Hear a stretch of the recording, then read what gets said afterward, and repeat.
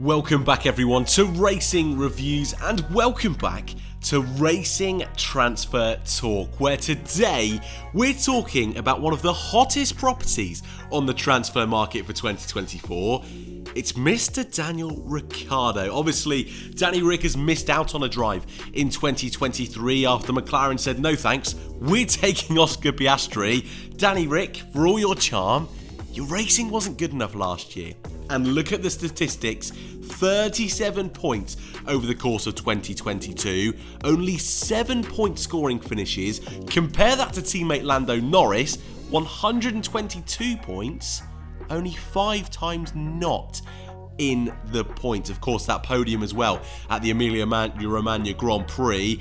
Norris smashed Danny Ric last year, and Ricciardo, after 2 difficult seasons in that papaya car, has had to spend a year on the sidelines. Now, is this a good thing? Is this a bad thing? Well, that kind of depends where you're looking at it from. Because was it the right decision to stay at McLaren? Probably not. The results were not there, and at the end of last year, it was just damaging his career and damaging his appeal to other teams. But is it a bad thing that he's been away from the sport? Because so easily, teams and drivers and fans forget about drivers that aren't in Formula 1, and even for someone like Danny Ric and the calibre of driver that he once was, it's easy to forget that he's a free agent. He's on the market for 2024. Will he return? Well, first of all, let's look at it from Danny Ric's perspective, and for Ricciardo, who's been at a few Grand Prix this year, was at the Canadian Grand Prix last time out, was in Australia, and I believe was it Monaco as well. He was doing the rounds and a few others throughout the year so far. It's nice to see him back in those Red Bull colours. It's nice to see him at the circuit. He seems happy enough. But does he want to be a show pony? Is he part of Formula 1? Does he really want to be that guy that's there for the cameras, there for the smiles and the gimmicks and the promos? Is that what he wants at this stage in his career? I don't think so. I think he still has that passion burning inside of him to win races and Grand Prix. That's why he moved to Renault for that project. It's why he moved to McLaren for that very project. Hey, it's even why he left Red Bull, because he wanted to fight for championships, and at the time he left Red Bull, that car was not capable of doing it. And if only he'd have stayed in that team, could he have fought Verstappen in 2021? Could he be challenging Verstappen even closer this season? We'll never know. But what I think is pretty clear is that Ricciardo has a hunger to be back in that car next year, because if he didn't, he wouldn't have taken that third driver role at Red Bull. Taking that role at Red Bull that he has this year is very much a keeping him in the shop window. He's there of a weekend, he's in the paddock for other teams to see him, but what it also allows is, if Red Bull don't keep the faith in Sergio Perez, they've got a driver there that they could get the best out of. I would argue even maybe Renault Ricciardo was slightly better than Red Bull Ricciardo. I think that's a really underrated time in his career, but that's not the debate for today. Would Red Bull take him back? And I think there's an argument for yes. I think Sergio had a brilliant start to 2023. 2 race wins in the first 4 rounds, and it looked like he might take the fight to Verstappen, but recently, of late, that's not been the case, has it? It's not been the case, and Checo has failed to get into Q3 in the last 3 Grand Prix. I mean, the video we just did, I feel like I had this conversation, but I think there is room for the thought that they might not keep him next year. He is a great teammate for Verstappen in terms of, he's behind Verstappen. He plays that number 2 role really, really well. He doesn't cause upsets often with his teammate. There was a bit of a clash at the end of last year in Brazil and links to Monaco of last season. But overall, on the whole, they get on well enough. There's not fireworks between them. I can't remember a time where they ran into each other. So in that case, you think Red Bull might keep him. But as soon as you get a Mercedes, a Ferrari knocking on that door, then you need 2 drivers in that team that are capable of winning and capable of being at the front. And it's not that Checo's not capable of that. Can he do it on a consistent basis? And of late, in what is the clear quickest car on the grid, he's not been able to do that. And so if this recent patchy form continues, Red Bull might make a change. I don't think Ricciardo will be in that car this season. There's a chance, but highly unlikely. If Perez really does go off the boil, maybe they'll try him out for the last 3 or 4 races. That's a possibility. But next year, if they decide to not keep Perez, if they can't tempt a top name like a Lando Norris, which again, I think that's possible, then maybe they will turn to Daniel Ricciardo. And even then, I think it's a toss-up. Do you go for Ricciardo, someone you've had in the past, but of late hasn't been quick? Or do you put faith in your youth system and Yuki Tsunoda? So Red Bull, of course, is going to be an option because he's there right now, but I'm not sure Red Bull can afford to take that risk. There are a few other teams that could, but are there enough projects that Danny Ric is going to be interested in? Of course he's going to want to go to Ferrari or Mercedes. They're not going to want him. They are happy with their driver lineups. What about Aston Martin?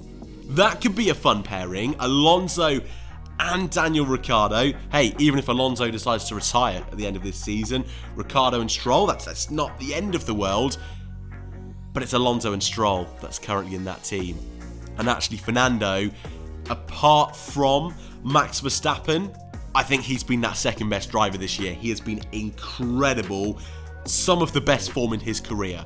Not quite 05, 06, 07, but very, very close.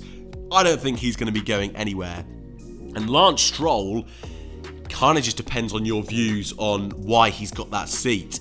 I think everyone agrees, a large part of it, 90%, I would say, is because his father owns the team. But there is that 10% where, on his day, given the right conditions, he can put together a great quali and great race combo. There are glimpses every now and then of a really top, talented driver, but they're so few and far between. They really are. It's once a season. You know, you don't get pole in wet conditions at the Turkish Grand Prix without having a little bit of talent. You don't get 3 Formula 1 podiums without a little bit of talent. But this year we've not seen it. It's been very inconsistent from Lance Stroll, and an Alonso and Ricciardo lineup at Aston Martin next year is very, very tasty indeed. That's something I would be incredibly excited to see. It's just depending on those Stroll links. Do you think he's invincible? I think no. I think this year Stroll is showing cracks, and it could cost Aston Martin. I think it will cost Aston Martin second in the constructors, maybe even third. Maybe third, because Ferrari this weekend decided to get their act together and actually do some good strategy. So if they can continue that, again, unlikely, I know, but if they can continue that, there is an argument. How many points are they behind now? 32 Ferrari are behind Aston Martin. That's not a lot. That's not a lot. And Lance Stroll really needs to pull his finger out. He's got 1 top 5 finish so far this year. Alonso's got 1 not top 5 finish. I mean, there's a chance, but again, if Aston Martin did decide to get rid of Stroll, is Ricciardo a bit too much of a risk? Possibly. And then you're going to be tumbling further down the grid. McLaren aren't going to want him back. AlphaTauri. If De Vries continues his bad form that he's had so far this year, maybe that could be a mid-season swap, and that wouldn't be the end of the world if Ricciardo went in an AlphaTauri. It would be weird, but it would give Red Bull that opportunity to compare him against Tsunoda, and then they could decide for next year. So that would make sense if they were considering swapping Perez, but that's a lot of ifs and buts for that one, and I don't think Danny Ric would really be too inclined to go to AlphaTauri unless there was a guarantee of Red Bull for next season. And then you kind of go into those backmarket teams where you've got the likes of Alfa Romeo, who, in fairness, have built a solid car, but it's not a consistent point scorer. They've got a solid driver lineup in Guan Yu Zhou and Valtteri Bottas, but Zhou still shows those signs of inexperience, doesn't he? And Valtteri, though, is a multiple Grand Prix winner, actually, this season has been at the lower end and hasn't been putting in the performances, apart from in Canada. That was a pretty good drive.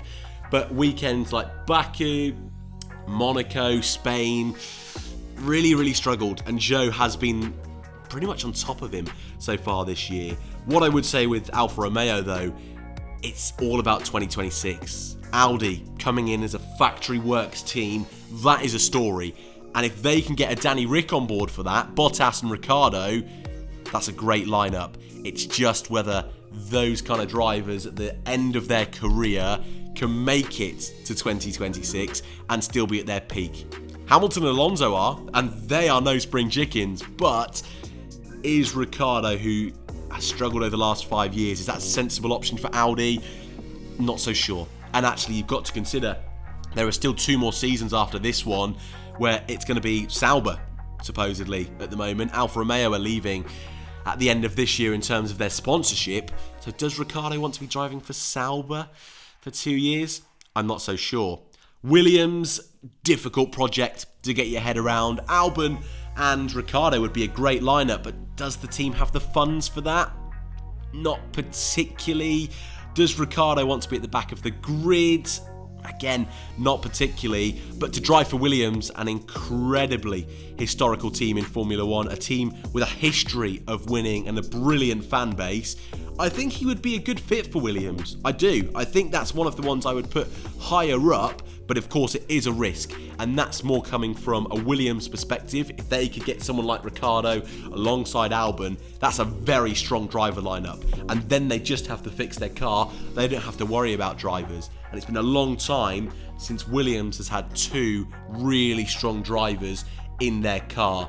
Off the top of my head, long time ago, maybe mid-2000s? I can't think, unless you're going to point out your Maldonados of the world, Maldonado and Senna, but they've not had... Actually, Bottas and Massa was quite strong. Bottas and Massa, up until 2016, that was a good lineup. But I would say since Bottas and Massa, they've not had a really strong driver pairing, so that would be fantastic for them. And the final project, the one that I think in my head makes the most sense, is Haas. And that is because Ricciardo is such a huge celebrity over in the States. Rightly so. He has been the driving force behind Drive to Survive. He's done all of the talk shows with Jimmy Kimmel, James Corden, Jimmy Fallon.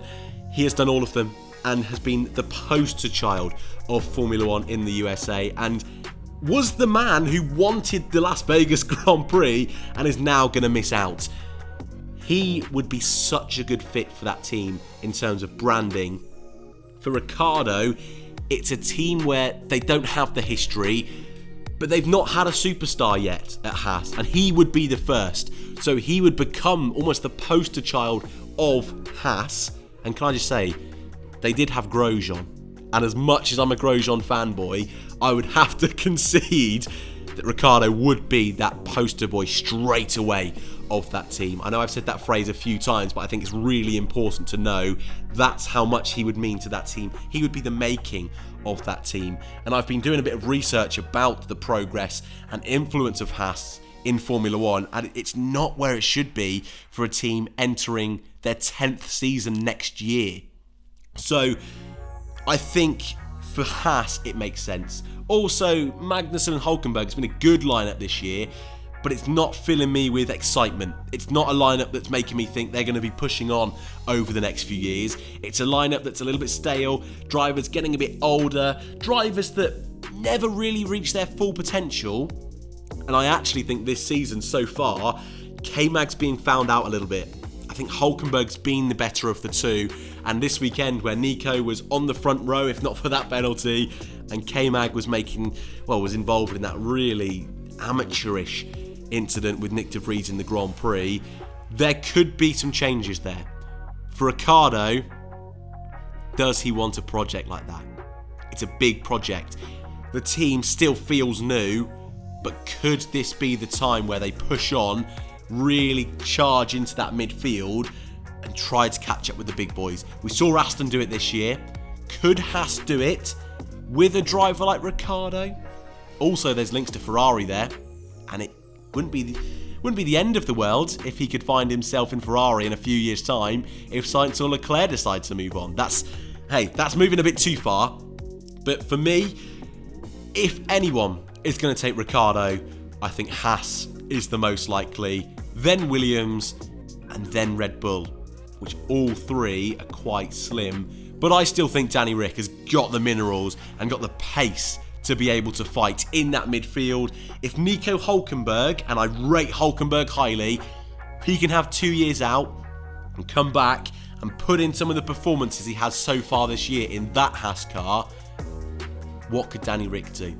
He did have a difficult time at McLaren, but he is a superstar driver. There is talent in that man, and I would love to see him. I think everyone would love to see him back on the grid.